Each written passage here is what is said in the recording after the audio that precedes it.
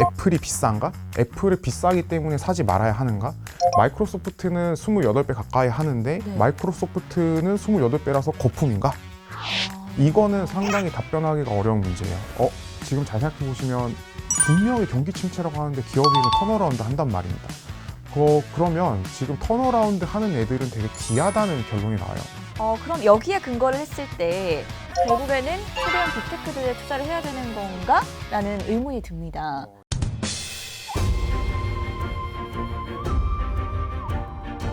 안녕하세요. 주식시장 상황을 전하다 주상전화. 저희가 사실 그동안 섹터나 종목 위주로 콘텐츠를 진행을 해봤다면 이제는 조금 더 넓게 눈을 떠서 광범위한 주제를 가지고 아예 글로벌 주식 투자 전략에 대해서 이야기 들어보려고 모셔봤거든요. 투자전략부의 김성환 수석연구원 바로 만나보도록 하겠습니다. 어서 오세요. 안녕하십니까? 미국 증시가 너무 많이 올라와가지고 이게 비싸다라고 생각하시는 분들을 위해서 오늘 모든 것을 저희 풀어드리려고 특별히 모셨으니까 네. 부탁드립니다. 각오 단단히 하고 왔습니다. 알겠습니다. 그러면 바로 시작을 해보도록 할게요.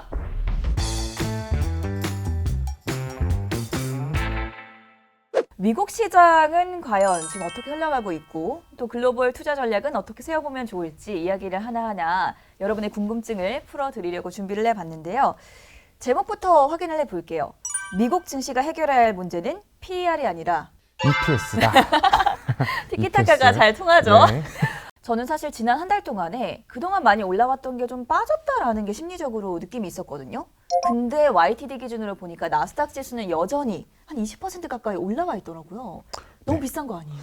그게 이제 저희의 가장 큰 적이죠. 그쵸. 사실은 이제 작년 10월부터 시작해서 주식시장이 바닥치고 되게 많이 올랐어요. 그리고 연초 대비로도 많이 올랐는데 막상 보게 되면은 이제 저희가 각종 우려들이 있잖아요. 뭐 경기 침체도 남아있다. 뭐 이런 이야기들도 잔뜩 있는데 주가는 오히려 좀 괜찮단 말입니다. 그래서 그걸 보고 있으면은 당연히 비싸다는 생각들을 되게 많이 하실 것 같아요. 그렇죠. 네, 그럴 수밖에 없는 상황인 것 같습니다. 이렇게 미국 증시가 비싼 거예요? 결론부터 알려주세요. 네, 결론부터 말씀드려야겠죠. 비싸 보이지만 엄청 비싸진 않다. 나름 합리적인 가격에 있다라고 봐야 할 것 같아요. 자, 제가 한번 비율을 들어보도록 하겠습니다.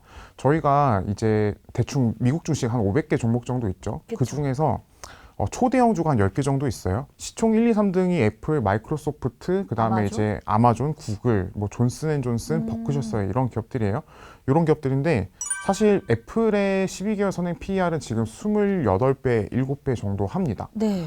S&P 500은 지금 18배인 그렇죠. 상황이고요. 역사적으로는 15배가 평균이라고 하거든요. 그럼 가가지고 이제 애플을 주가를 들고 계신 분들한테 가서 이제 여쭤보시면 무슨 답변이 돌아올까? 이게 이제 제가 던져보고 싶은 첫 번째 질문이에요. 애플이 비싼가? 애플이 비싸기 때문에 사지 말아야 하는가? 마이크로소프트는 28배 가까이 하는데 네. 마이크로소프트는 28배라서 거품인가? 이거는 상당히 답변하기가 어려운 문제예요. 왜냐하면 첫 번째, 가장 중요한 건 이 기업들은 미국 정부보다 신용 등급이 좋습니다. 망할 거라고는 네. 절대 생각이 안 들죠. 망할 거라는 건 절대 생각이 네. 안 들죠. 그래서 미국 정부가 이제 AA 플러스 신용 등급을 적용받고 있어요. 근데 마이크로소프트가 트리플 A, 완전 최상단에 있고요. 애플 같은 경우는 AA 플러스, 그냥 미국 정부랑 같습니다. 그러면 저희가 여기서 생각해 봐야 될 건 그럼 애플은 성장이 없나? 그럼 마이크로소프트는 성장이 없나?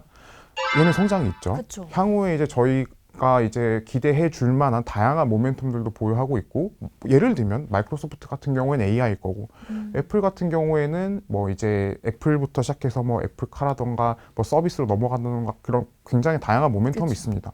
그럼 이 종목들은 사실상 미국 정부에 준하는 그 재무 상태나 건전성이나 안정성을 갖고 있는데 성장성이 있는 거예요.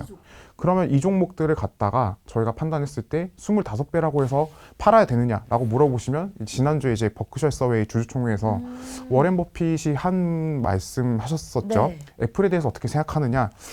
굉장히 좋은 비즈니스 모델이라고 생각하신다. 라고 하셨다면은 그분이 되게 많이 들고 계시잖아요. 맞아요. 그분이 그렇게 판단 안 하시면, 주주들이 그렇게 판단 안 하시면은 그 가격이 이제 고착화되는 거라고 봐야 될 것 같아요. 많이 비싸다고 볼 수 있는 이유가 첫 번째 이유가 될 것 같고요. 그 다음에 하나 더 있어요. 이 기업들은 상반기가 기업이익의 저점입니다. 아. 예. 앞으로 기업이익이 하반기 내년까지 올라가게 될 텐데 네. 선제적으로 기업이익이 올라오는 걸 반영했다라고 같이 생각해 볼 수도 있는 거죠. 그 두 가지 요소를 잘 조합을 해보면 완전 이상한 숫자가 되지 않는다. 너무나도 비싸가지고 이 종목을 당장 팔아야 된다. 혹은 장기적인 관점에서 매수를 하지 말아야 된다. 이런 레벨은 아니라고 말씀드리고 싶어요. 네. 너무 비싸다고 생각할지도 모르시겠지만 시청자분들은 하지만 우리가 지금 이제 분석해본 여러 가지 데이터들의 근거를 해보고 앞으로의 성장성을 고려했을 때는 빅테크뿐만이 아니라 걔네들이 이끌어가고 있는 미국 증시가 괜찮은 수준이다. 앞으로도 그렇습니다. 긍정적일 수 있다. 네. 그럼요. 이 이외에 이제 이런 초대형 일부 승자 독식에 해당하는 종목들 이외의 산업이나 네. 기업들은 어떻습니까? 아까 이제 시장 분위기가 썩 좋지 않다라고 느끼셨다고 서두에 말씀 네. 주셨어요. 실제로 그 종목들 빅테크들을 제외하면 분위기가 썩 좋진 않죠. 경기 침체 우려라는 것도 작동을 하고 있고 사실 경기 침체는 모든 산업들에 대해서 좀 작동을 하죠. 네, 되게 광범위한 영향을 미치는데 그 기업들은 상대적으로 이제 애플이나 마이크로소프트만큼 경제적 계좌를 탄탄하게 갖고 있는 건 아니고 그러다 보니까 이 업종들은 최근에 주가가 눌리고 있습니다. 실제로 S&P 500에서 그 상위 10개 종목을 제외한 나머지 업종들의 PER은 네. 16배 정도 해요. 16배 정도 하는데 이 정도 수치면 사실은 지난 10년의 평균 정도라고 보시면 돼요. 엄청 비싼 수준은 아니다. 라고 이제 생각을 해볼 수 있을 것 같아요. 물론 조금 비싸긴 하거든요. 지수 살짝? 대비해서도 네. 오히려 낮네요. 지수보다 훨씬 그렇죠. 낮죠. 그러니까 S&P 500은 18.5배, 초대형주 빼면 16배. 생각보다 보이시는 것만큼 많은 종목들의 가격 부담이 크지 않다라고 볼 수 있을 것 같습니다. 그럼 앞으로 이제 조금 더 시간을 두고 미국 주식에 투자를 하기를 원하시는 분들한테는 접근하기에 괜찮은 수준이라고 봐야 되는 건가요? 엔트리 장기적인 관점에서의 투자를 하신다면 지금 네. 나쁘지 않은 엔트리 포인트라고 볼 수 있습니다. 그러니까 핵심적인 내용은 이제 비싼 걸 신경 쓰지 않아야 된다는 이야기고 네. 제가 이제 드리고 싶은 두 번째 이야기는 저희가 서두에 이제 제목을 말씀하셨을 때 PER보다 기업이익이 훨씬 더 중요하다 이 얘기였었죠. 지금부터 중요한 거는 PER 비싸니까 사지 말아야겠다 사야겠다가 아니라 실제로 이 기업들의 실적이 좋아질 수 있을 거냐 없을 거냐 이게 더 훨씬 중요한 국면이라고 보시면 될 것 같아요. 단적인 사례를 들어보게 되면은 대부분 실적이 지금 제일 안 좋고 대부분 올라간다고 가정하고 있는 상황입니다. 이게 지켜지지 않으면 그게 더 문제가 돼요. 왜냐하면 밸류에이션이라는 건 단순히 금리만의 함수가 아니죠. 성장성도 같이 결부되어 있는 함수입니다. 그래서 성장성이 이제 안 좋아지면 그게 PR에 같이 끌고 내려가게 되는데 이랬던 사례가 언제냐? 금융위기라고 보시면 돼요. 아무리 돈을 풀어도 PR이 오르지 못해요. 밸류에이션 계속 빠져요. 그래서 S&P 500의 지난 30년 동안 역사적인 PER 저점은 8배. 언제냐? 금융위기 때. 네. 성장성이 완전 상실됐을 때. 근데 저희가 만약에 성장에 대한 기대감을 갖고 있다면 과거의 그 성장 기대감은 아무리 금리가 올라가도 좀 PER을 지지시켜주는 경향이 있었거든요. 그게 긴축 후반부로 넘어가고 있고 저희가 또 이제 긴축이 막바지에 다다라간다 이런 것들도 이제 알고 있는 상태이기 때문에 그런 점을 감안하면은 지금 그냥 가만히 생각해 보시면 딱 이제 밸류에이션 20배 이거 과거보다 비싸 이렇게 보실 게 아니라 지금 이 기업이 앞으로 돈을 잘 벌까 못 벌까 이거에 대해서 좀 더 포커스를 두시는 게 또 맞는 접근이 아닌가라는 생각이 듭니다. 그래서 이제 미국 기업들이나 아니면은 뭐 미국 증시를 볼 때 PER보다는 EPS에 조금 더 집중을 해서 주목을 해볼 필요가 있다. 그럼 여기에 근거를 했을 때 결국에는 초대형 빅테크들에 투자를 해야 되는 건가? 라는 의문이 듭니다. 좋은 질문이십니다. 그러니까 결국은 이 생각을 가지고 결국 저희가 그 투자 전략을 수립을 해야 될 텐데 지금 S&P 500 같은 경우는요. 2분기를 바닥으로 3분기하고 4분기는 전년 대비 증액 기조로 전환해요. 이걸 저희가 뭐라고 부르냐면 턴어라운드라고 부르죠. 예. 턴어라운드라고 부르는데 지금 잘 생각해 보시면 분명히 경기 침체라고 하는데 기업이익은 턴어라운드 한단 말입니다. 그러면 지금 턴어라운드 하는 애들은 되게 귀하다는 결론이 나와요. 아까 초반에 말씀드렸지만 경기 침체는 대부분의 업종에 영향을 주기 때문에 사실 상당수의 기업들은 하반기 실적이 안 좋아져요. 근데 S&P 500이 턴어라운드를 한다. 그 힘은 어디서 나오냐? 역시 빅테크거든요. 네. 하반기에 이제 S&P 500의 실적이 이제 전년 대비 뭐 예를 들어서 100억 달러 정도 증액된다고 가정해 보겠습니다. 여기서 발생하는 증액분은 150%가 빅테크에서 난다고 보시면 돼요. 네, 애플, 마이크로소프트, 구글, 아마존 이런 기업들이 지수가 100억 달러를 더 버는데 작년보다 150달러를 더 버는 거예요. 그러니까 그 증익의 기업은 대부분 빅테크에서 나오기 때문에 이 업종들이 턴어라운드를 하는 과정에서 당연히 실적 눈이 쏠릴 수밖에 없다라고 결론을 내려볼 수 있겠죠.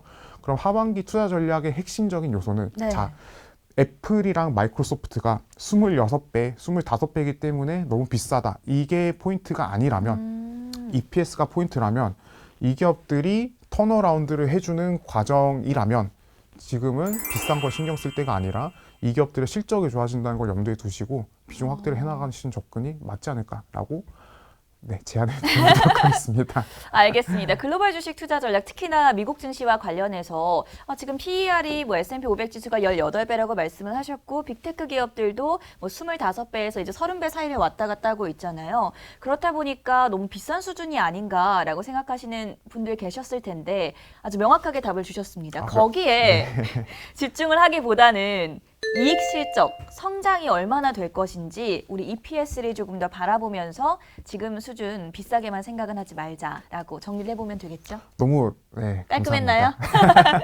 알겠습니다. 오늘도 시청해주신 여러분 감사드리고요. 성훈이 만극하옵니다. 성훈이 만극하옵니다. 안녕.